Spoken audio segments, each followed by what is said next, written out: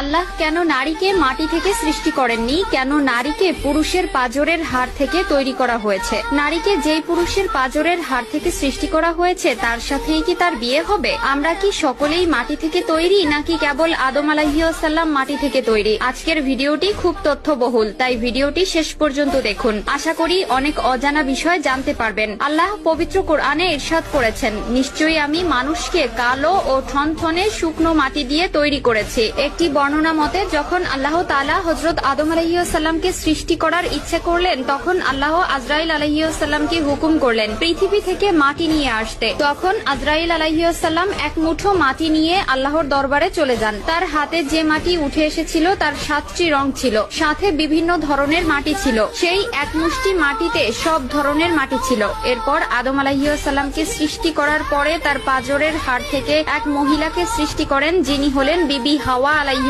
সালাম। বিবি হাওয়া দুনিয়াতে আগমনকারী প্রথম নারী ছিলেন। হযরত আবু হুরায়রা রাদিয়াল্লাহু তাআলা আনহু হতে বর্ণিত, মহানবী সাল্লাল্লাহু আলাইহি ওয়াসাল্লাম বলেছেন, যে ব্যক্তি আল্লাহ ও আখিরাতের প্রতি বিশ্বাস রাখে সে যেন তার প্রতিবেশীকে কষ্ট না দেয় এবং নারীর সাথে সৎ ব্যবহার করে। নারীদের সাথে তোমরা খারাপ আচরণ করো না, কেননা নারীদেরকে পুরুষের পাঁজরের বাঁকা হাড় থেকে সৃষ্টি করা হয়েছে। পাঁজরের সবচেয়ে বাঁকা হাড় হচ্ছে উপরের অংশ।